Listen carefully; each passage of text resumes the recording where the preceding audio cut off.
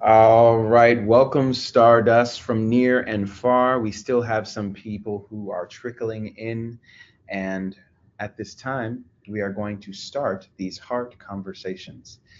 So, Heart Conversations is a series of ongoing talks curated to identify healthy ways of practicing vulnerability, adopting radical self care, and shifting the narrative about how we all choose to love and be loved.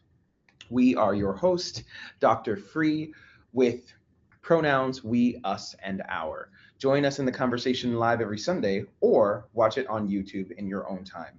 Now, we are so grateful and excited to be here now with you. This is the week of Christmas and Hanukkah, all the holiday spirit in this time right now. So we really appreciate you tuning in. One of the ways that we are choosing to be intentional about cultivating these hard conversations and the community is by identifying an outline rather of how the community engages with one another. So we are going to share that with you now. By engaging in heart conversations, we champion addressing one another with open hearts, graceful communication, and curious minds. Said another way, we value taking time to chew and digest the information before acting on impulse. Now, practicing the respect of others' views is the work that is required to transform challenging conversations. If you cannot engage in this manner at this point, we will gently remind you or remove you from the conversation. Thank you for respecting the community boundaries. So, at this time, we want to set the space for open hearts and curious minds with a brief meditation. So, mute your sound if it's not already, and close your eyes if you are in a safe place to do so. Take 1 minute to release and call into your space what is needed to do that. We will bring your attention back to the community when the minute is over. That minute begins now.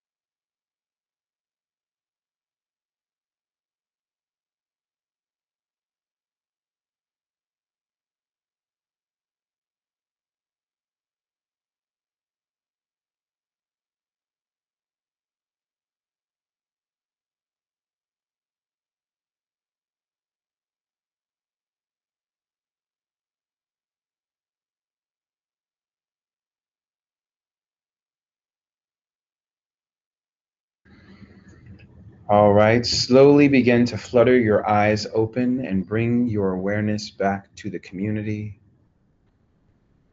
Hmm. Today's prompt is healing fear with love. Now, oh, these meeting notes are not updated. Just one moment. Gotta bring something current here. So, fear has many levels that sometimes end up driving our most basic desires.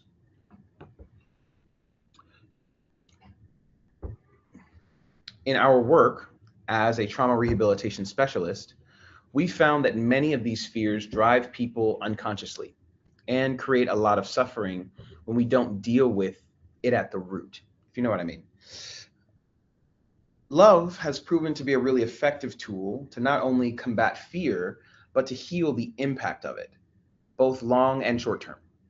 So the question that we have for the community and or for you is how has love played a role in healing any fears you may have experienced? Take some time to digest that question and think about it a little bit. How has love played a role in healing any fears you may have experienced? Also meaning when you've been afraid and or fearful, has love been able to benefit you in getting through that fear and or healing that in the moment and or long term? There will be some more questions that come along as we go. Just this is the one we're going to start off with. So we're going to give you a quick minute to chew on that, and then we're going to have our first guest come on and answer that question for us.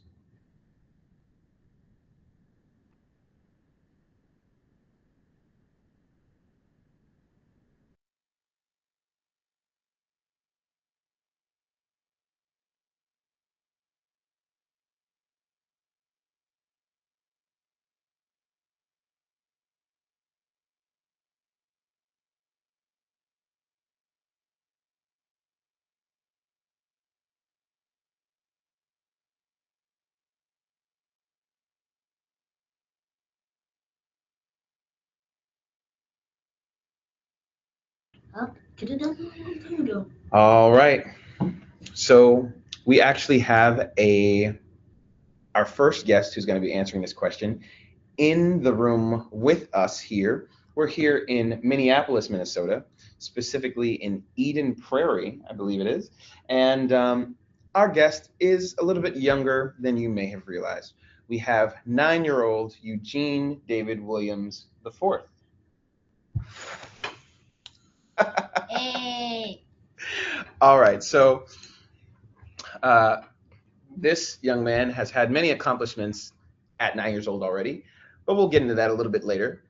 Let's start with answering the question, shall we? So, Jeannie, the question is, how has love played a role in healing any fears you may have experienced? So, when you've been afraid or felt fear before, have you ever felt like love has gotten you out of that situation or has healed that situation? And if so, can you tell us about that? So one time I went to Disney World on one day. Don't know what day it was, but it was like something, and my mom and dad were gonna like save like a place to go on a roller coaster. Got it. And I saw like they gave me like the people gave me a map of a whole entire Disney World. Got it. And so I looked at this at like there was a little purple section. Mm-hmm. And I saw like a ginormous green roller coaster. How did that make you feel? My heart started pumping and pumping. Uh-huh. And so we passed a couple rides. I went on like two. Got it. And I got a sword from one of them. Okay. From the ride? From one of the rides for at the end of the ride. Okay, cool. So we walked into the purple part, and so my mom said, "You want to get on that Peter Pan ride?" But as soon as I looked at the map, I knew that green roller coaster was it. So I was saying no, and I just watched the parade instead. But there was not a lot of love in that situation, but like when I went on one of the rides I got the sword from, when we were in line to go do it, someone said, "You want to go on this roller coaster?" And so I was like, I didn't scream, but I said like, "Roller coaster?" And so my mom said, "It's not a roller coaster. Calm down." And so that's what I was trying to do. But once I got on the boat, it just started going. Straight. What started going? The boat. Got it. The boat ride. So it just kept going straight. It had a couple turns, twists, not only up, only down. But I would never go on that ride again because it went. Oh, because it had that big drop. There was a 3-foot drop. 3 foot. Okay. But it was not. Was it 3 foot or 3-story? 3-story. Ah, yeah. Okay. It was a 3-story drop. Got it. So I just went. I froze. Yeah. I froze for the rest of the ride. And once I got out, I got a sword. And the thing is that I have 4 more years until I'm going to go back. 4 more years until you go back to that? And then I'm going to face it. Oh. So you've already set a perimeter. Well, it sounds like you set a boundary, right? Like you what I heard was you tried out something new. You had a lot of fear about it. You tried it anyway. It did not go well. And you didn't want to try it again. And yet you've gotten yourself to a place where, look, I'm not going to push myself into this new, like, to try another roller coaster. I'm going to give myself time to actually adjust. Yeah. And in 5 years, you'll consider going on it again. Is that what you're saying? So what I'm saying is, like, my mom said when I'm 13, mm-hmm. we'll go back. Mm-hmm. And this time, that thing that looked like a green roller coaster, mm-hmm. I'm going to try that out. Okay. But the thing is that I will go on roller coasters that are like things that I can't see. Mm-hmm. Because I will be a little bit scared, but I'll just close my eyes. Got it. So I'm not thinking about it. Got it. Well, what I hear in that, I know that earlier you said there wasn't a lot of love in that situation. In this conversation, though, what I'm hearing is a lot of self-love that you gave yourself and love from your mom. Like, there was a lot of compassion and love that she gave to you in experiencing the fear that you were having. And then the self-love that you gave to yourself of, like, you know what, I'm going to give myself a boundary. I'm going to give myself time. And also going to give myself, I'm going to trust myself that, like, hey, I don't have to, what is it? Witness? Not witness, but I don't have to, what's the word I'm thinking of? Force myself to do things just because my other friends are doing it. Like, I really want to hang out with my friends, but at the same time, if I'm not ready for it, then I'm going to be real about that. And that's a level of self-love that I think that is really commendable at your age. Oh, there is another one. There's another one? Mm-hmm. So for my 8th birthday, I went to Great Wolf Lodge. Okay, got it. And so we went to Great Wolf Lodge once with my mom and my dad.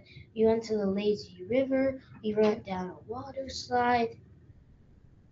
But then Mom said, you want to go down that big blue slide. It was the tallest thing in the whole building. Mm-hmm. Mm-hmm. And for a sec, I just looked at that thing. Mm-hmm. And you can see it from the outside. Yeah. So it goes around, outside, around, then you go right out. Mm-hmm. So, but it was just a lot. Got it. So my heart started pumping again. Yeah. I just wanted to go in like a skinny one, one that was small. Mm-hmm. I didn't want to go in one of those big ones. Got it.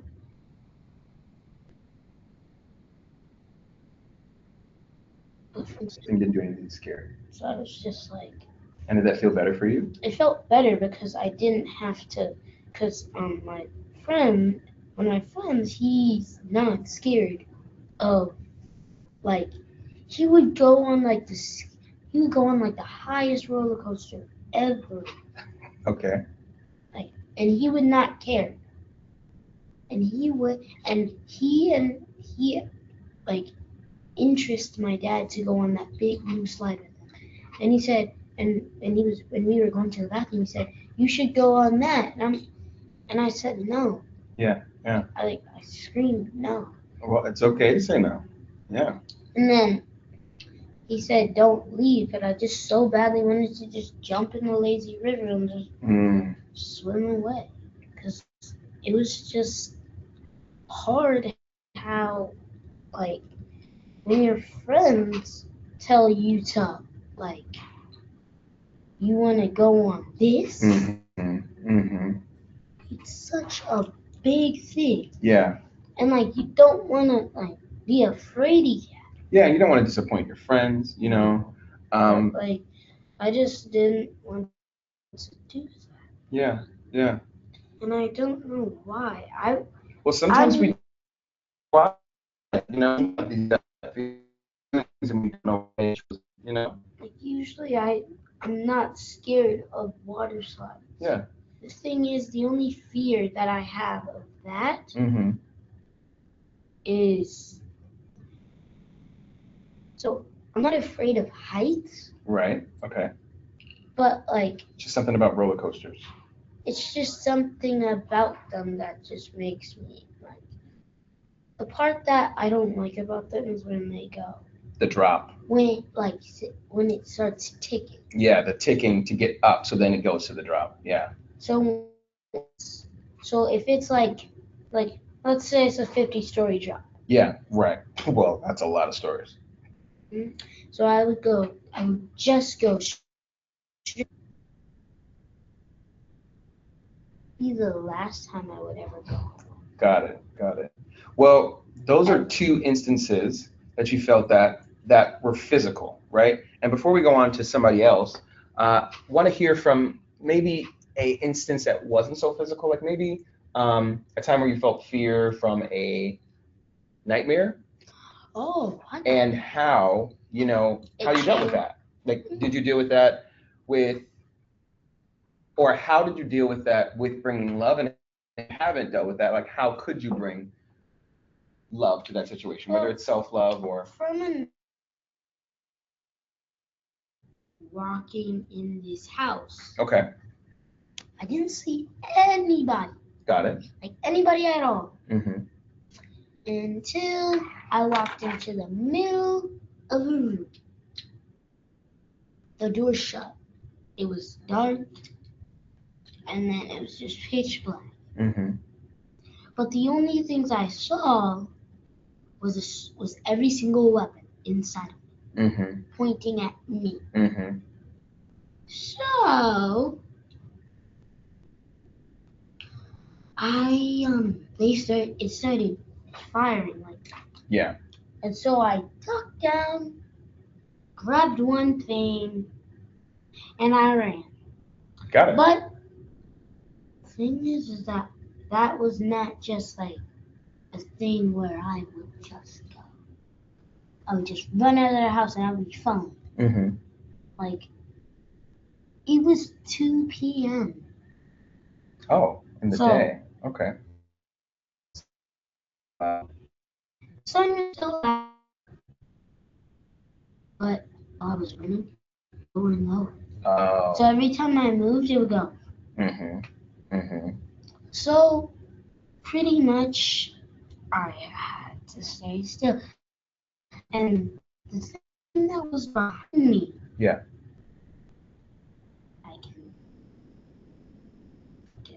You can never forget what that was. Okay. It was a book called Gabe. Got it. Okay. He loved to eat toes. Oh, eat toes. That's weird. Yeah. And so instead of eating toes, he did fingers too. So I ran again. I didn't care if it got dark. Got it. I would just keep running and running. But then, like, in a whole sudden, that, like, more and more of Gabe started, like, he started to rip apart. Oh, jeez. And he just went bigger and bigger and bigger.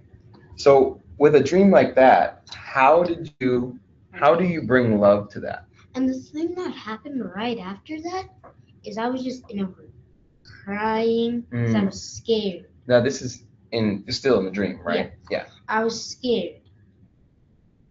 And then, out of nowhere, one of my brothers, like all of my brothers, even my biggest brother, they all came. Mm. They covered me. I was fine. Mm-hmm. Came out. But, like, we checked the room for weapons. Got it. But then I said there's one place we didn't check. Okay. We didn't check under the bed. Okay. And there was weapons all under there. And after we walked out of the room, Gabe saw us. It's like, give me those fingers and toes, or else it's gonna get ugly. Got it. And then one of my brothers, Chase, burned him. Okay. By saying the only thing that's gonna be ugly is you. Okay. Got it. Okay. And Then he died. And we went outside, and it was sunny. Okay. Sunny and bright. Got it. So when you woke up from that dream, from that nightmare, right? In what ways did you bring love to that nightmare, to that situation, like having that fear? It was just that I would never really look under my bed at night. Oh, after having that dream? After having, like, I would not look under there. Mm-hmm. I was just like, if one of my cousins was here or someone else was here, or like no one's here, I would either just grab a blanket over there. Got it. Or I would just sleep in the air mattress with one of my cousins. Got it. So whenever you have a nightmare, you usually run to a place that's comforting. Run to a place that's with a person? With another person. But I would never, this is the thing I would never do. Do something and then just go back to sleep. Because the thing is about my dreams that if, like, I go back to sleep, it starts in a different way. It either starts in a different way, or it starts again. Got it. Or it just keeps going. So you know what I can hear in that is that you've at least, whether it's consciously or unconsciously, you've seen that, you know what, if I just jump back into the dream, this energy keeps happening, like the same energy that keeps happening in fear. It just goes like from here. Right. The same dream, then it'll be like a different feelings. But the same. You jump in bed with somebody that's safe for you or comfort you, right? Then that feeling shifts. That feeling. And the nightmare. That red nightmare. It's like a dream. Got it. Like I would have. So like, since you are my cousin. Yeah. And if I had a nightmare, I would sleep with. So probably I would have a dream. Got it. But not like a nightmare. Got it. Got it. I just had a nice like vacation with the whole family. Got it. Well, I think that's a great way to bring love to a situation, right? It's funny. Sometimes we forget how simple it can be.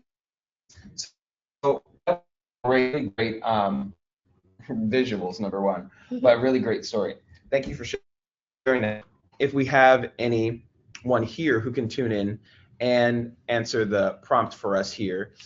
So just as a reminder, the prompt is healing fear with love. And the question is, how has love played a role in healing any fears you may have experienced? Or let's see if there's anyone else. We're not going to introduce. Let's see if there's anyone else who wants to chime in on that question. If not, we'll jump into that, okay?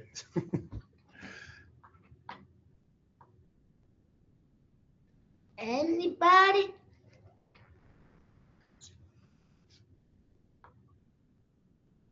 Going once, going twice. All right, it doesn't look like we have any one right now, right? So we'll just keep going forward with this. Now, we're going to tell them about this, okay? So this is the Conscious Children's Chakra book series. by Dr. Chakra. Our pin name is Dr. Chakra. We've been coined as the Conscious Dr. Seuss. And there's 10 conscious picture books included in this one series, around 218 pages. And each book is inspired by A child. A youth. And one of these books happens to be by yours truly, inspired by Eugene David Williams IV. It's called Chakra Animal Safari, based on all, well, not all, there's a lot of animals, but based on a lot of the animals, a lot of the unique animals that you can find only in the Amazon rainforest. So there's a really awesome, it's basically like a search and find for different animals. Really great and informative to get to know about different animals in the Amazon and the different layers of the Amazon, the canopy, the what else we have, the understory, the emergent layer, which is the highest layer, the forest floor, and we even have a bonus layer, which is the river floor in the back. So there's a whole gallery with all of the different animals in the back as well. And again, like we said, there are 9 other books included in that. We only bring that up because if we're talking about healing fear with love, this book has a lot of tools that are baked in to this children's book. Yes, it's geared towards children, but it's also really good for adults. So if you haven't gotten a copy, go ahead. There is a link in the description of this video that is coming through on YouTube, and you'll be able to go check that out. It is on sale on Amazon, Barnes & Noble, all the different places. So go ahead and get you a copy. There's a few other things we wanted to highlight here. Last week's heart conversation took had a really beautiful message with We Are the Last Ones campaign. If you haven't checked that out, the link for past videos will be in the description or to the side for the other videos that we have in the Heart Conversation series. And you can take the pledge to be one of the people who are interested in ending violence in or all around the world. Check out that link for more information. We also have a community chat in WhatsApp. Please join us for that. We have other offerings that are happening that are not on Sundays, that are once a month, and we would love to have your involvement in the community with that. We also have the onesie sale is alive and kicking. We have the pre-sale offer until the spring launch this March is what we're looking at right now. It may even come out a little bit earlier, but there's a link in the description at luminescentdolphin.com/onesie love. That's ONEZIE love. All right, so lastly but not least, this Heart Conversation series is brought to you by Luminescent Dolphin, a 501c3 nonprofit, and no donation is too big, no donation is too small. We offer this and many other programs for free because the mission is simple. We're here to connect people and get people in on this onesie movement, this movement to be one again, and there's a lot of dissonance to get there. So it's time to have some heart conversations, shifting the narrative from a hard conversation to a heart conversation, because they're close to the heart. They may be challenging to have, and yet there's a lot of gold that we can get out of them. So all of those links are going to be here in the description. And other than that, let's see. If we have no one else, we do want to ask that if you are tuning in today, please just drop a line in the comments and let us know, give us the answer to the question for you. We'd love to hear your feedback, love to hear your answer to the prompt. And really, other than sharing it with us, it could be a really great reflection for you. So, is there anything else you want to tell people before we Zone out? Zone out, zone in, check out of this broadcast? Well, since you guys are his siblings. Yeah, we do have some siblings here tuning in. And you guys are my big cousins. Yes, they are your cousins. You haven't met them in person yet. But soon. And your brother, I'm gonna meet him soon. Yeah. And your sister. Hey, from your mouth to God's ears. Let's make it happen. I think there's going to be some really great opportunities in the early of next year for you to actually meet. So we'll see what's up. Oh, yeah, he did meet. You did meet Tahani and Kamal. They were at Danny's wedding.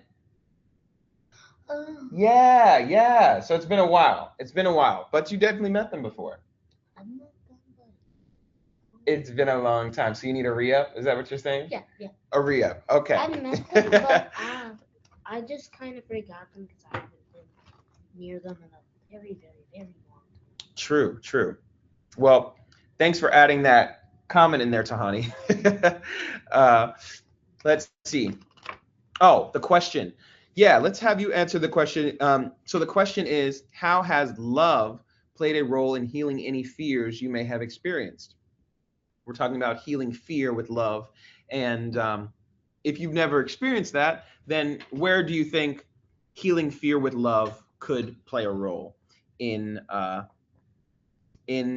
having fear having the impact of fear be not so big? We're waiting for her in the chat right now.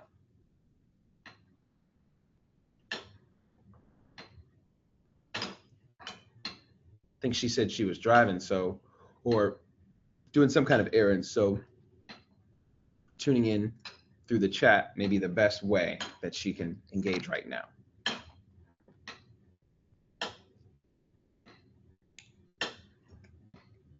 Are you able to read that for us? Me? Yeah. What? Can you read that? Oh, yes. Love has helped me heal my fears to trust better. Oh. Love has helped me heal my fears to trust better. I think that makes sense. Do you think that makes sense? Mm-hmm. How love can help you trust better, especially when it comes to the fears that you experience? She did ask another one. No, that was before. Yeah. E4. Yeah, that was a typo. Oh.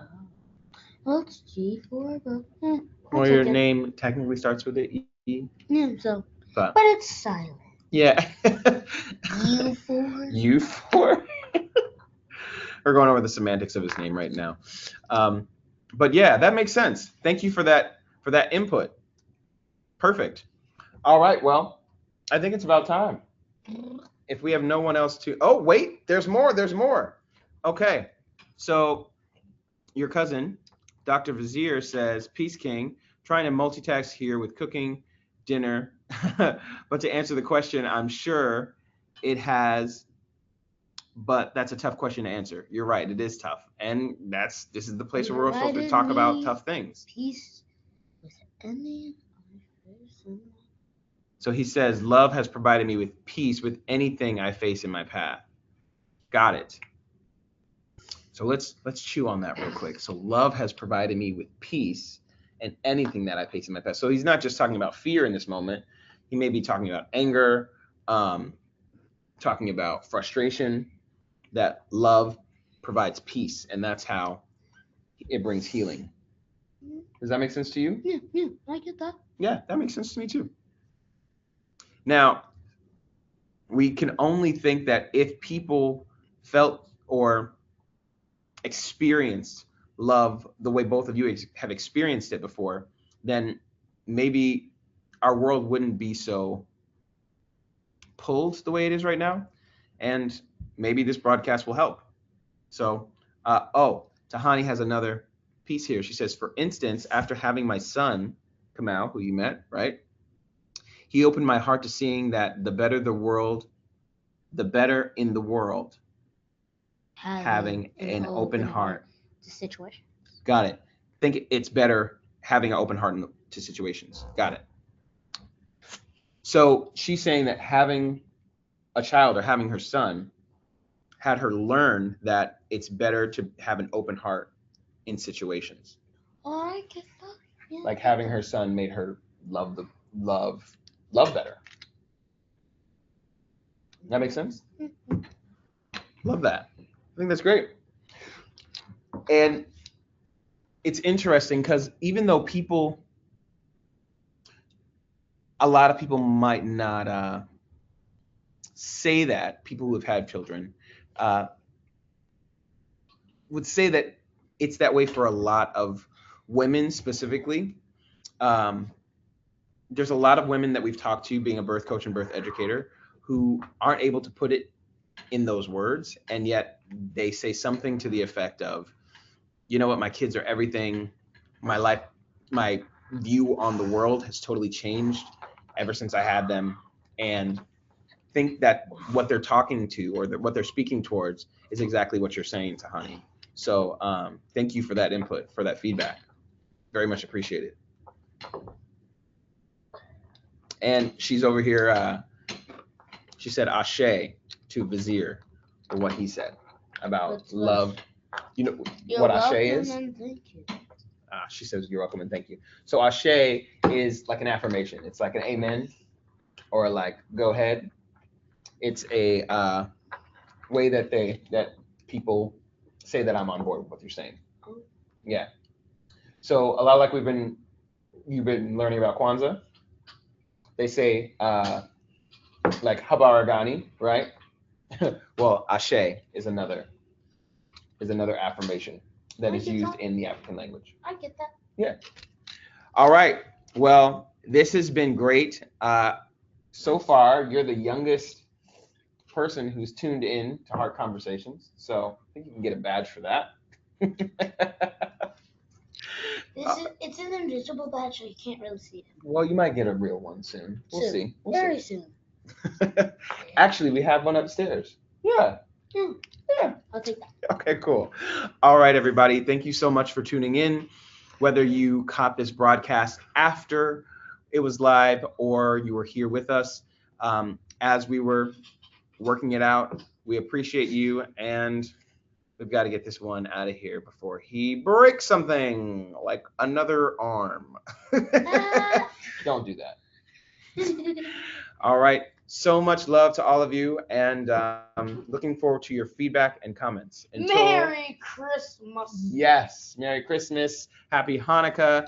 Happy Kwanzaa, because we won't see you until next Sunday. And we look forward to seeing you then. Until then, mwah. Ciao. Talk to you later.